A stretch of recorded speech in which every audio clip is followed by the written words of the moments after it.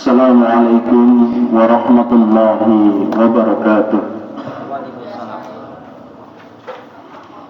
Innal hamdalillah nahmaduhu wa nasta'inuhu wa nastaghfiruh wa na'udzu billahi min shururi anfusina wa min sayyiati a'malina. May yahdihillahu fala mudilla lahu wa may yudlil fala hadiya lahu. أشهد أن لا إله إلا الله وحده لا شريك له وأشهد أن محمدا عبده ورسوله اللهم صل وسلم وبارك على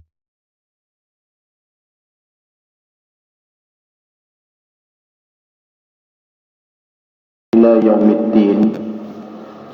يا أيها الذين آمنوا اتقوا الله وقولوا قولا سديدا يصلح لكم أعمالكم ويغفر لكم ذنوبكم ومن يطع الله ورسوله فقد فاز فوزا عظيما. Syukur alhamdulillah atas segala nikmat yang diberikan Allah. Salawat serta salam senantiasa tercurahkan kepada Rasulullah Muhammad sallallahu alaihi wasallam. Bapak-bapak, ibu-ibu hadirin, kita sampai di dalam pertengahan bab atau pertengahan pasal tentang larangan menginginkan mati dan berdoa memintanya sebab bencana yang menimpa harta maupun tubuh kita. Kita diingatkan tidaklah benar sebagai seorang mukmin ketika misalkan kita berdagang, kemudian terjadi kebangkrutan, maka kita meminta kepada Allah satu mati ya. Atau mungkin kita menderita penyakit yang tidak kunjung sembuh, sudah berobat, sudah berikhtiar, berusaha, ternyata Allah tidak memberikan kesembuhan, tidak kunjung sembuh, lalu kita meminta kepada Allah kematian. Sebagai seorang mukmin, kita diingatkan bahwa dalam kehidupan ini segala sesuatu berpasangan. Ada laki-laki, ada perempuan. Ada siang, ada malam. Kita diingatkan terkait dengan 5 perkara sebelum datang 5 perkara. Itu pun berpasangan. Yakni sehat sebelum sakit, kaya sebelum miskin, muda sebelum tua, apalagi hidup sebelum mati, lapang sebelum sempit. Seorang mukmin yang memahami bahwa kejadian dalam kehidupan ini berpasangan tidak akan bingung, Bapak Ibu, karena dia menyadari Allah mentakdirkan demikian.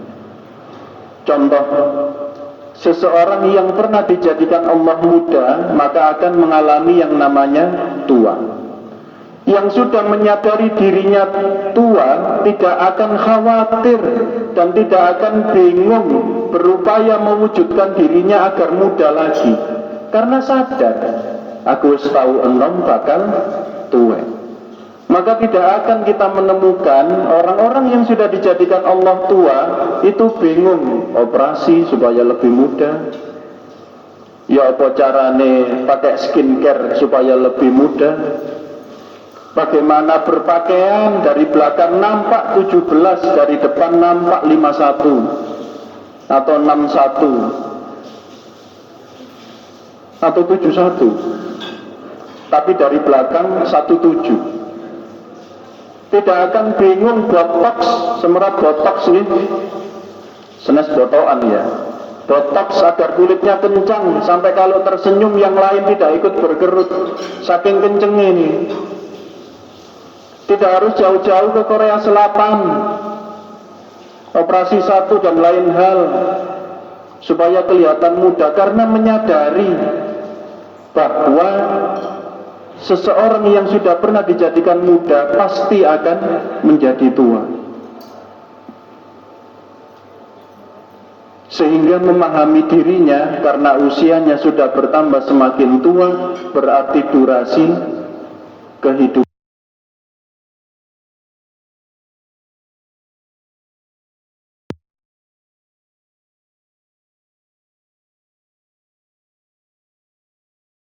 kita diingatkan terkait dengan pembahasan kita yang terakhir. Ada seseorang yang berjalan mengendarai ontanya. Tiba-tiba onta yang nampak sehat itu jatuh tersungkur, lalu mati. Orang ini mengitari ontanya. Apa yang terjadi? Tidak ada luka, semua nampak sehat. Kenapa tiba-tiba mati? Bertanya-tanya, kenapa engkau tidak berdiri? Kenapa engkau tidak mau bangkit? Anggota tubuhmu masih lengkap dan seluruh alat indramu masih utuh. Tapi mengapa? Apa yang membuatmu begini? Apa yang menjadikanmu tidak bisa berdiri? Apa yang menjadikanmu sekarang tersungkur? Dan apa yang telah mencegahmu untuk bergerak? Akhirnya onta yang sudah tidak bernyawa itu pun ditinggalkannya. Dia pulang sambil tetap terheran-heran memikirkan kejadian itu. Di zaman Rasulullah Sallallahu Alaihi Wasallam, pengetahuan, keilmuan, peralatan tentang kedokteran tidak selengkap hari ini. Mungkin hari ini ada seseorang yang awalnya sehat, olahraga, sepedaan pancal, tenis, badminton dan sebagainya, sehat, seger buger. Tiba-tiba dalam waktu di tengah olahraganya diambil oleh Allah. Mungkin temannya bertanya-tanya, lu mangi lu, badminton lu menang arek timbangannya aku. Tibane mati dhisik. Kita juga tidak pernah tahu. Mungkin hari ini dokter meneliti, oh serangan jantung. Jantungnya berhenti untuk berdetak. Tidak bisa memompa darah ke seluruh tubuh dan lain sebagainya. Tapi di zaman itu terjadi keheranan, kok bisa kemudian tiba-tiba mati? Atau dalam kondisi-kondisi tertentu, mari kita perhatikan syair yang disenandungkan oleh seorang tokoh sebelum kematiannya tiba. Pertanda telah datang mengabarinya. Ia jatuh terkapar, terhenyak pada tangan dan mulutnya. Dia enyahkan baju besi dan tombaknya, lalu bentangkan jasad, terlentang dada tengada bagai kayu besar terbelah dua. Oh kasihan penunggang kuda kesatria, ada apa denganmu? Kekuatan sirna dan tak bicara. Ini dua tangannya, ini semua raganya. Tidak satu pun terluka, tidak tercerai juga. Oh betapa pedih tiada kata, jika Allah menjatuhkan qadarnya, musibah besar menghampiri Anda, tatkala tidak mengagungkannya. Kematian adalah berita nyata. Kita di sini menjadi saksi betapa dahsyat ketika terjadi, namun ingin selalu ingkari. Kita diingatkan ketika ada salah seorang sahabat yang bertanya kepada Rasulullah Sallallahu Alaihi Wasallam, ya Rasulullah, ayyul mu'minina afdal? Ya Rasulullah, bagaimana menjadi mukmin yang paling utama? Bukankah fadilah ridallah itu adalah yang dicari dalam kehidupan kita?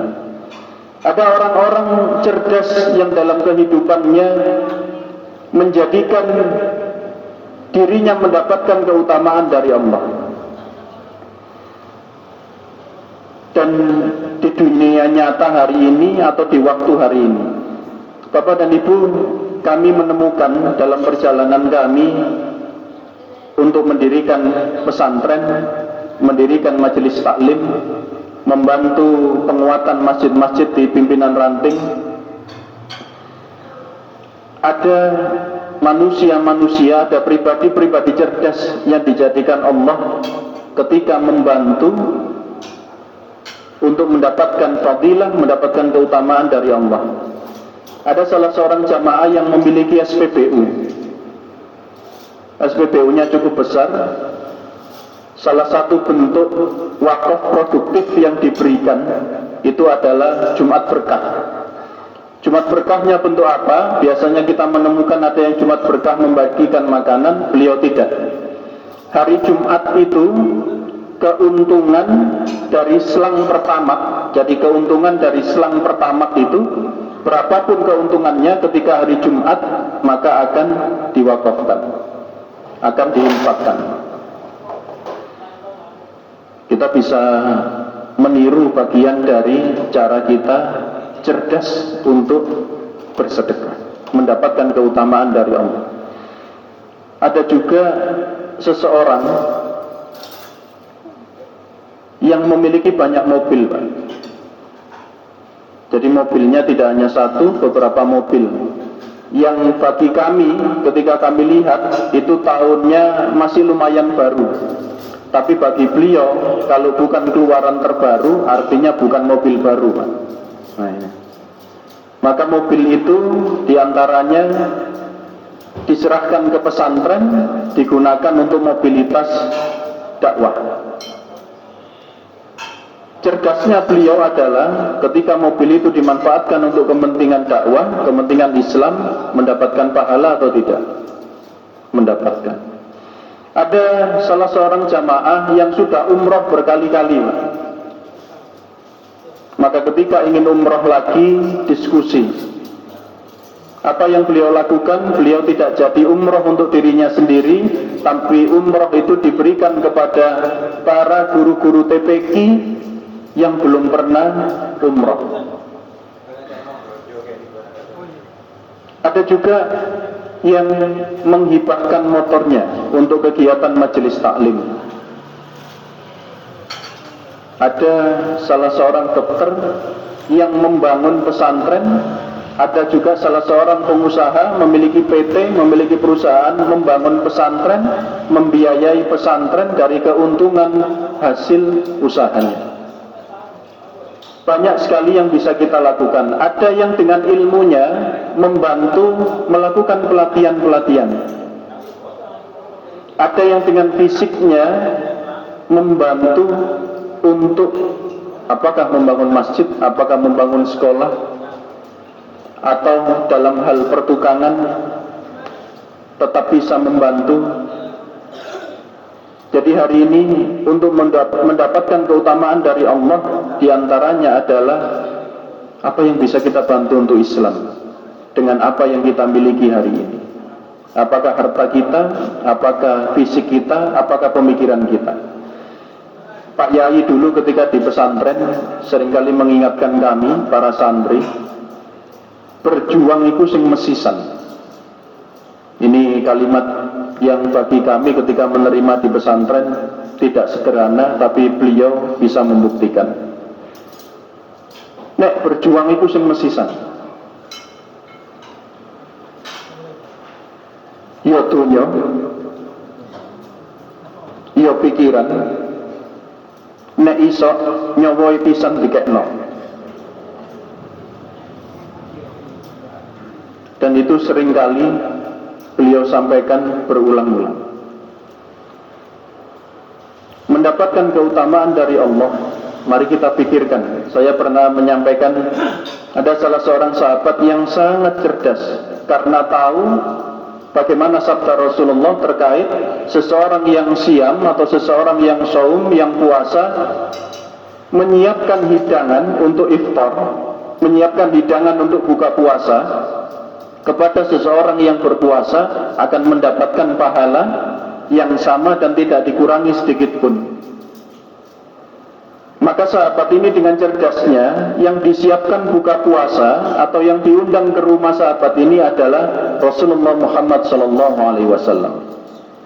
Maka kita bisa menangkap siapa pahalanya yang lebih besar dari pahala Rasulullah SAW. Dalam sehari, bandingannya Pak, Rasulullah puasa sehari dengan kita puasa sebulan kira-kira, ganjarannya gede simpen.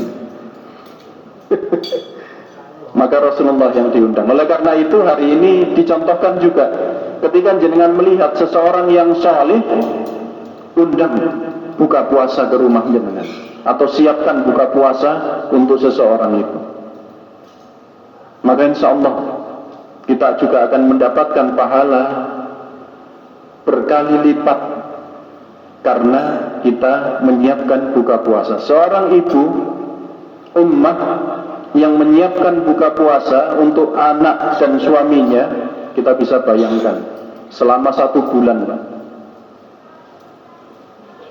Ini adalah salah satu hal dalam kehidupan kita. Apa hari ini yang bisa kita lakukan untuk memperbanyak bekal sebelum kehidupan kita yang sesungguhnya dimulai, Pak. Di dunia ini kan kita hidup sedang berpura-pura, gitu. Berpura-pura hidup, Pak. Kehidupan yang sesungguhnya nanti selepas kita mati. Itu kehidupan yang sesungguhnya. Oleh karena itu di sini kita diajarkan bahwa kematian adalah berita nyata dan kematian adalah sebuah musibah yang besar. Namun ada musibah yang jauh lebih besar daripada kematian, yakni orang yang lalai dari mengingat kematian. Ketika Rasulullah ditanya, "Ya Rasulullah, ayyul mu'minina afdal?" Rasulullah menjawab, "Qala ahsanuhum khuluqan." Yang paling afdal adalah mukmin yang ahsan akhlaknya, yang akhlaknya terbaik. Kemudian ditanya lagi, "Fa'ayyul mu'minina aqyasu?" Lalu bagaimanakah mukmin yang paling bijak atau yang paling cerdas? "Aktsaruhum lil mauti dzikran wa ahsanuhum lima ba'dahu isti'dadan." Ulaikal aqyasu. Mukmin yang cerdas itu yang banyak mengingat kematian dan mempersiapkan segala sesuatu dengan sungguh-sungguh, iqdad, mempersiapkan segala sesuatu dengan sungguh-sungguh untuk kehidupan selepas kematian. Saya ingin memberikan contoh. Bapak-bapak, apakah ini disebut mengingat kematian? Ketika seseorang yang sedang mabuk mendem mengendarai kendaraan, apakah orang ini disebut takut mati? Uti mati mboten wong mendem sepeda motoran atau nyetir mobil. Tidak takut mati, Pak. Ini pasukan berani mati ini. Wis mendem sepeda motoran banter, kan berarti mboten wedi mati. Tapi pertanyaannya, apakah dia mengingat kematian? Tidak. Dia tidak takut mati, tapi dia tidak ingat mati, karena dia tidak mempersiapkannya. Oleh karena itu kita juga diingatkan, jangan gampang-gampang mengucapkan kata mati, Bapak Ibu. Sedikit-sedikit mati kon. Waduh, misalkan ibu-ibu masak gosong, waduh mati aku. Gosong dengan mati. Atau biasanya ibu-ibu lupa menaikkan sesuatu di atas kompor, dinyalakan, sedang ngobrol, kok ambu sangit ya? Waduh, mati ya. Atau bapak-bapak mungkin kejadian sesuatu, mati kan. Itu kita harus hati-hati dan diingatkan, tidak ada kaitannya hal itu dengan mati sebenarnya. Tapi ketika lidah kita terbiasa mengucapkan hal tersebut, kita harus banyak istighfar. Mati kan, buang kolak wis, kadang begitu kalimatnya, ya. Ini sing Jawa kan paham. Matek lah wis aku. Cek gampangnya kan. Ternyata hal itu adalah bagian dari kita tidak mempersiapkan diri untuk kematian, Pak, karena tidak hati-hati. Seseorang yang mengingat mati akan sangat hati-hati dalam kehidupannya agar mendapatkan banyak bekal. Saya ingat di Perlebahan, dalam perjalanan kami untuk usaha madu, di antaranya ada pertanyaan yang cukup unik yang saya ingat. Nek ngombe madu niku mboten mati ya, ngoten pertanyaannya.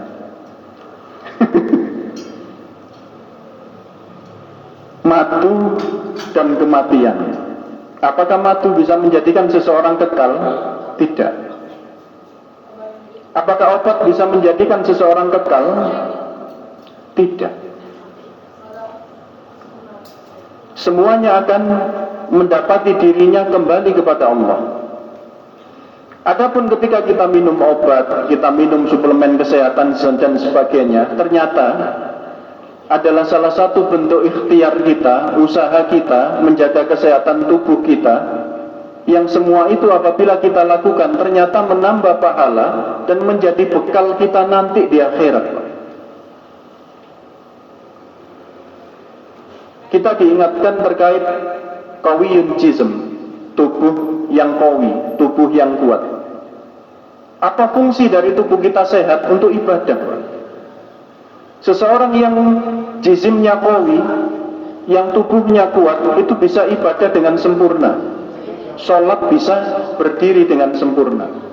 Kita bisa membayangkan ketika kita kondisi sholat dalam keadaan duduk, atau mungkin duduk di bawah sambil selonjor, atau mungkin tidak kuat sambil tiduran, betapa tidak nikmat.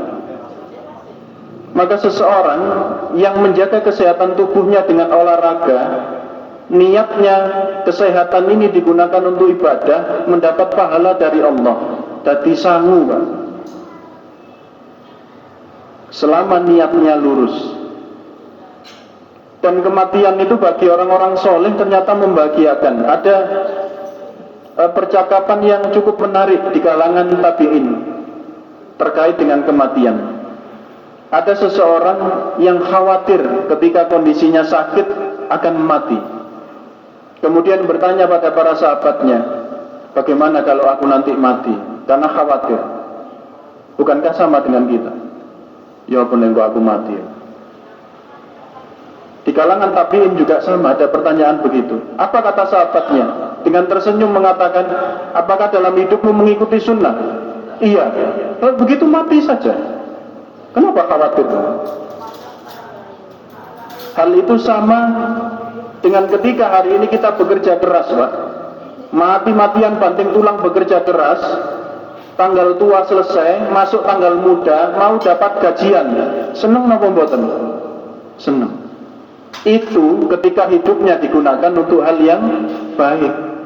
Tapi kalau hidup kita digunakan mayoritas hal tidak baik, mesti mikir, nek mati yo apa? Mesti ngoten ya.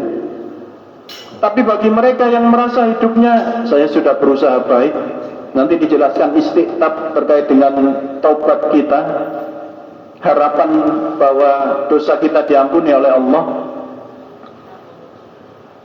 maka mungkin kematian bagi beberapa orang yang kita temukan akan menjadi hal yang sangat menyenangkan bagi dia.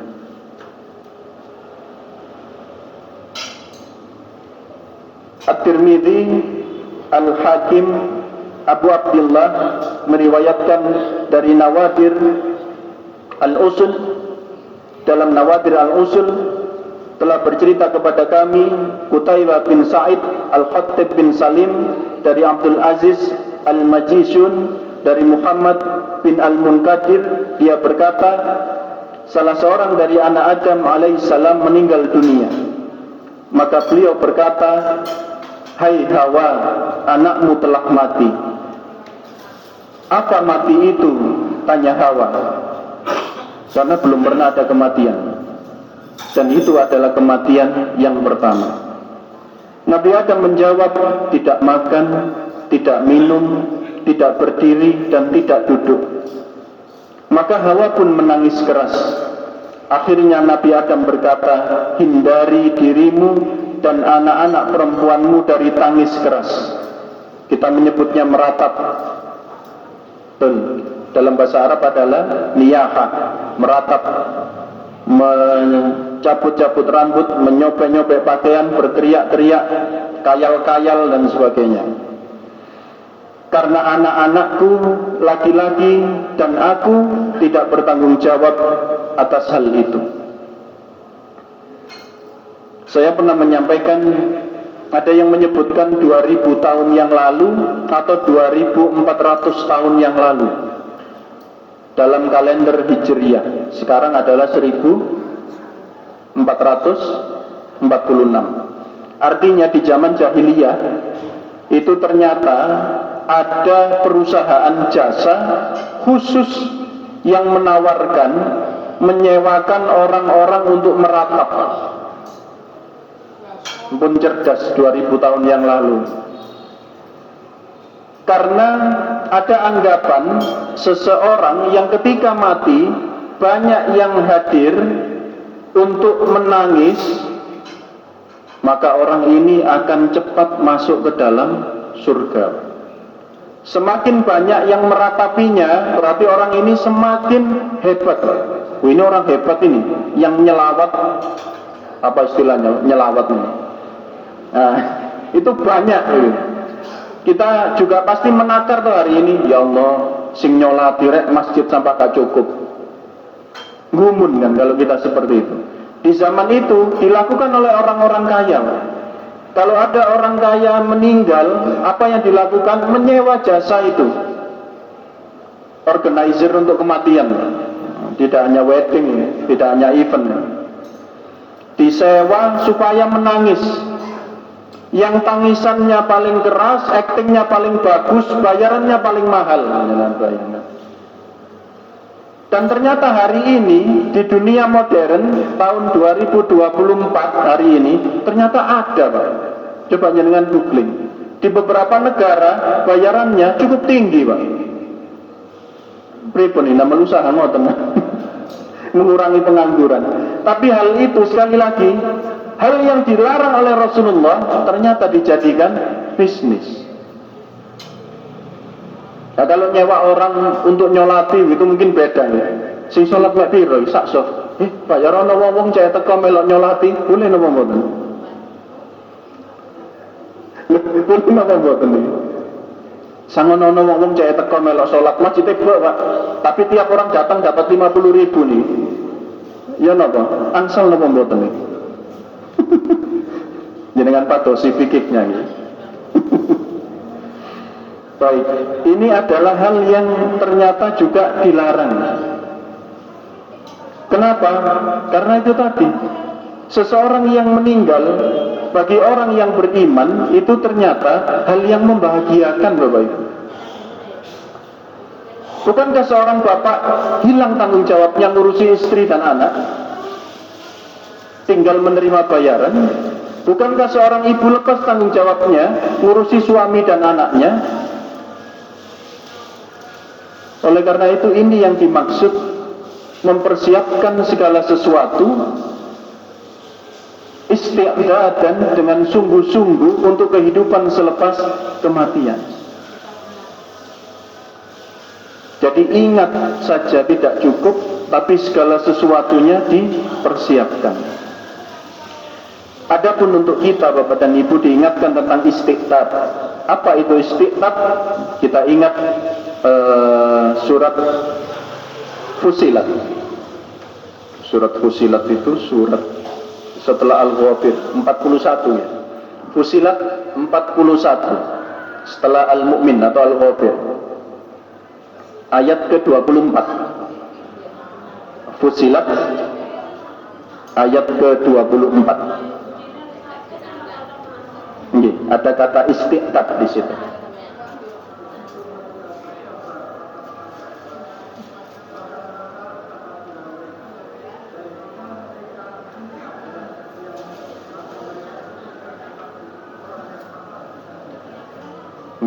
Ada kata yasta'tibu, wa in yasta'tibu fama hum minal mu'tabin.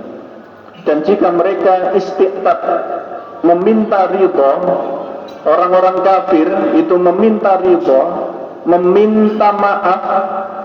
Di sini disampaikan apa makna istiqtat? Belas kasihan, yakni meminta keridhaan atau meminta belas kasihan, maka orang-orang kafir itu tidak termasuk yang diridhoi. Hal ini pada ayat sebelumnya, insya Allah pada ayat sebelumnya itu ayat 22 atau 23 jika tidak salah, orang-orang kafir itu punya pemahaman begini, Pak. Kalau berbicara buruk dengan suara keras itu Tuhan mendengar. Tapi kalau bisik-bisik, Tuhan tidak tahu. Punya pemahaman begitu. Jadi ketika mereka membicarakan buruk, bisik-bisik, Pak. Karena mereka beranggapan pangeran gak ru, gak masalah. Tapi mereka lupa, sehingga kemudian keburukan yang mereka lakukan itu, mereka meminta maaf tapi tetap dengan kekafiran, maka tidak termasuk yang diampuni oleh Allah. Maka yang dimaksud ini adalah ketika seseorang bertobat, itu tobatnya sungguh-sungguh. Seseorang yang tobatnya sungguh-sungguh, maka dosa-dosanya akan diampuni oleh Allah Subhanahu wa ta'ala.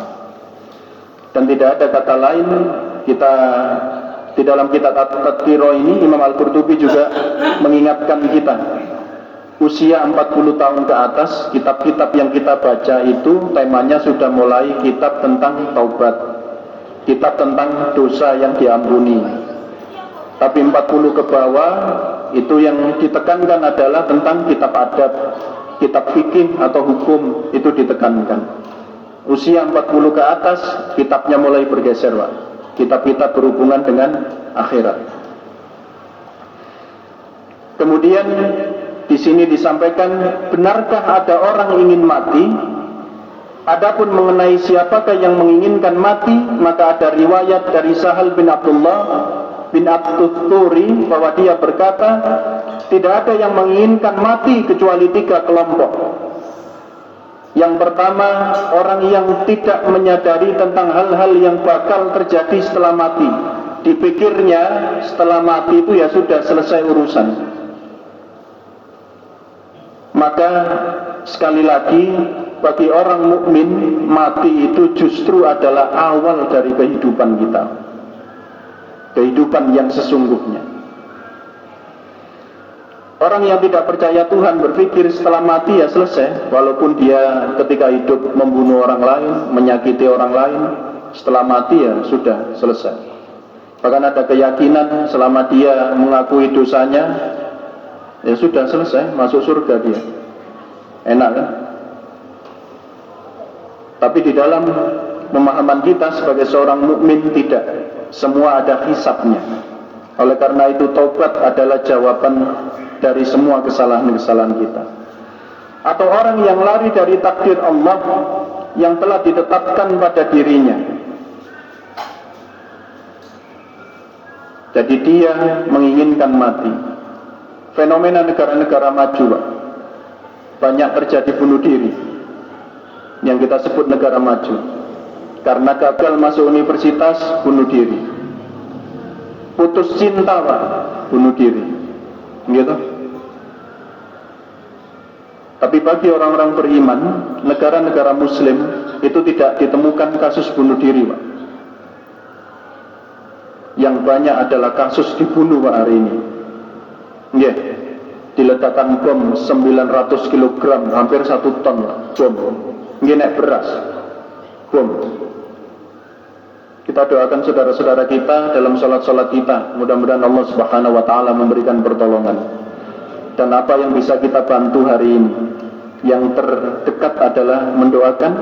Kita juga memberikan bantuan melalui lembaga amil zakat dan sebagainya untuk ikut membantu saudara kita. Karena kita hari ini mendapati hadits Rasulullah bahwa ribat terbaik, ribat, semerap ribat, ya, bertahan di perbatasan, ikut menjaga keamanan perbatasan. Ribat terbaik itu nanti akan ditemukan di Askolan, Pak. Askolan itu sebelah pundi, kecamatan pundi, Pak? Ibnu Hajar Al-Asqalani. Askolan, nanti dengan cari Askolan itu mana ya hari ini.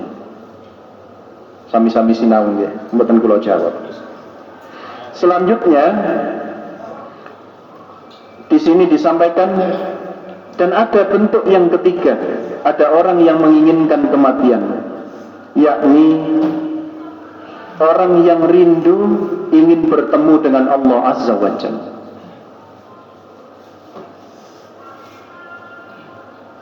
Rindu bertemu dengan Allah. Di antaranya ada riwayat lain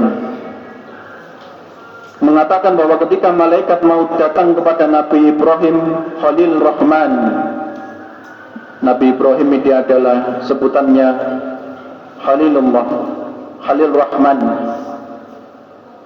dicintai oleh Allah, kekasih Allah. Malaikat maut datang kepada Nabi Allah Ibrahim untuk mencabut nyawanya. Beliau berkata, coba jenengan baca nih. Mungkin ada yang punya. Ini sangat menarik untuk kita teliti, Bapak Ibu. Terjemahnya sudah ada, alhamdulillah. Ini adalah Qasasul Anbiya, Pak, Imam Ibnu Katsir. Ketika membaca ini, Pak, nanti mungkin ada kesimpulan yang berbeda. Ini yang ketika saya membaca kitab ini. Malaikat maut itu datang kepada para nabi sebelum kematian, itu dalam keadaan terang-terangan, Pak. Sebelum Nabiullah Musa. Jadi datangnya terang-terangan, kemudian menawarkan, ingin mati saiki apa meni-meni. Kalau kalimat kita ya, terang-terangan dalam beberapa bentuk, bentuk manusia ataupun dalam bentuk yang lain atau bentuk aslinya. Atas pertanyaan itu, beliau Nabiullah Ibrahim berkata, hei malaikat maut tidak diskusi. Pernahkah kamu melihat seorang kekasih mencabut nyawa kekasihnya? Malaikat maut ditanya begitu, Pak. Tanglepan Gusti Allah. Atas pertanyaan itu malaikat maut bergegas menemui Tuhannya, dan Tuhan pun berfirman kepadanya, katakan kepadanya, pernahkah kamu melihat seorang kekasih yang tidak rindu untuk bertemu kekasihnya? Mboten saged jawab. Iya ya, ngoten balik. Kalau kita pertama, kecerdasan Nabiullah Ibrahim, masa ono sih seorang kekasih itu menyakiti kekasihnya, mencabut nyawanya. Tapi oleh Allah dijawab dengan apa? Adakah seorang kekasih yang tidak rindu bertemu dengan kekasihnya? Selesai persoalan. Maka malaikat maut pun menemui Nabi Ibrahim, dan beliau berkata, cabutlah nyawaku sekarang juga. Sedikit pengingat, jangan ingat peristiwa Nabiullah Musa. Nabiullah Musa ketika didatangi malaikat maut dalam bentuk manusia, apa yang dilakukan oleh Nabiullah Musa? Ditempeling, Pak. Malaikat maut ditempeling. Jangan baca ini di Qasasul Anbiya. Ditempeling di sini disampaikan dalam hadis riwayat Ahmad insyaallah, sampai mata malaikat maut itu keluar. Loh. Betul ngeri ya. Nabiullah Musa ya. Malaikat maut kembali kepada Allah menyampaikan, sambat kalau ditempeling Gusti. Kemudian diminta untuk kembali kepada Nabiullah Musa dalam wujud yang lain, Pak. Baru Nabiullah Musa yakin kalau bagi malaikat maut ya. Kemudian ditawarkan oleh malaikat maut, apakah engkau ingin hari ini dicabut nyawamu atau umurmu diperpanjang? Sebanyak apa? Allah memerintahkan Nabiullah Musa meletakkan tangannya di bulu lembu. Maka setiap satu bulu itu bernilai 1 tahun. Ada riwayat lain yang menyampaikan akan diperpanjang 1000 tahun, Pak. Lalu Allah Subhanahu wa ta'ala mengilhamkan kepada Nabiullah Musa, bertanya lagi kepada malaikat maut, lalu setelah usiaku 1000 tahun, apa yang terjadi? Engkau akan mati. Nabiullah Musa mengatakan, kalau begitu cabut nyawaku sekarang. Kalau itu datang ke kita, Pak, ingin mati saja apa meneh-meneh, kira-kira jawaban kita bagaimana? Bencing banget. Saat ini kita wabat, Pak. Weh, sebetulnya ngelakoni maksiat, puas tinten ini. Pun siap belum? Tapi kita, Pak, di ujung dari hadis riwayat Ahmad itu ada penjelasan, Pak. Maka sejak itu malaikat maut datang tidak dengan terang-terangan, tapi dengan sembunyi-sembunyi. Jangan kalau baca itu menarik, Pak. Andai kata, ini pikiran kula piyambak, tidak penjelasan ulama. Ini pikiran saya ketika membaca kitab tersebut. Misalnya gak ditempeling Nabi Musa, terang-terangan paling malaikat maut iki sampai saya kita kowe. Nggih. datang ke kita siapa? Ya Allah, kita bisa membayangkan. Insyaallah ini yang bisa saya sampaikan. Apa ya istilah kita? Ya Allah, bergembira menyambut kematian. Itu kalimat saya, ya. Tidak ada di dalam judul. Jadi seorang mukmin itu ketika kematian itu datang, dia bergembira karena hidupnya berisi kebaikan. Logika sederhananya seperti orang yang sudah bekerja seumur hidupnya, kemudian waktunya dapat gaji, pasti sangat bahagia. Oleh karena itu tidak ada cara lain kecuali mari kita saling mengingatkan, saling menguatkan agar kita tetap hidup di jalan sunnah, mengikuti apa yang Rasulullah SAW ajarkan. Dan insya Allah mudah-mudahan kita semua yang hadir di sini diberikan Allah kekuatan istiqomah dalam kebaikan, dan kita kembali kepada Allah dalam keadaan yang husnul khatimah. Kita tutup dengan istighfar dan doa kafaratul majelis.